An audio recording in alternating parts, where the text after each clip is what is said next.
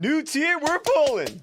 What's up, I'm Jimfro, and this is the Ready Check Pull Guide to Nek'zali on Normal and Heroic. This fight has two phases with an intermission between them. It's a mix of single target and ad cleave, and you bloodlust on pull or in phase 2. There's two spells you need to know about right off the bat. The first is Soulcoil Right, which is big raid-wide damage that naturally happens throughout the fight whenever the boss casts Soulcoil Ignition. It can also happen unnaturally whenever an ad or a player walks into the Soul Well. The second is on Heroic. Whenever Right happens, everyone gets a stack of Ritual Burn, increasing the damage they take from future Rights by 10%. So letting ads get to the Soul Well is absolutely banned. Alright, so you'll start by pulling the boss somewhere next to the Soul Well. After a bit, she'll cast Essence Rend on a few players. These players need to run to the wall and call for a Dispel, or just let it expire naturally to drop pools of bad on the ground. Then the current tank gets targeted with Possession Barrage. That tank needs to run away from the boss because after a few seconds, several spirits get launched toward the tank. When the spirits reach the tank, they explode and deal massive raid-wide damage. The farther the spirits have to travel before exploding, the less damage they deal to the raid, and healers need to be ready for this. On Heroic, Possession Barrage also causes the tank to get stacks of the Hollow debuff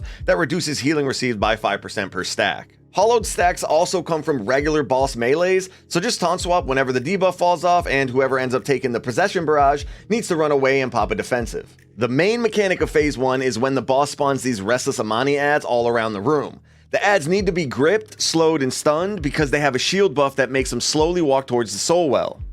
In testing, the shield was super bugged, but it's a magic absorb shield that needs to be broken before the ads can fully die. Breaking it also stops them from walking to the Soul Well, so you break the shield first, then group them up and AoE them down. If an ad ever gets to the Soul Well, it'll trigger Soulcoil Right, causing big raid-wide damage, and on Heroic giving everyone another stack of Ritual Burn, making future Right cast hit even harder. And you keep doing those phase 1 mechanics until the boss gets to 50%, starting the intermission. For the intermission, the boss jumps to the Soul Well and starts channeling Ritual of Awakening. This spawns 2 Echo of Jawway, a new big ad that you basically just beat up one at a time to get the boss to be active again. When you're beating up the Echoes, they'll cast Hungering Pyre, which is a big red group soak that needs half of the raid to soak it and half of the raid to not soak it. The players who didn't soak it will get these little red circles, and on Heroic, those little fire circles need to go on top of the dead Amani corpses to burn them, which stops them from resurrecting. The only other mechanic is Residual Toll, which causes several players to take dot damage and eventually reduces their healing received. So healers need to look out for this. Once you kill both Echoes, the boss will return, starting phase 2. Phase 2 is basically phase 1. You still need to control and kill the Restless Amani ads before they get to the Soul Well, and you still have Possession Barrage on the current tank, causing big raid-wide damage. The new mechanic is Invoke. Whenever the boss casts Invoke,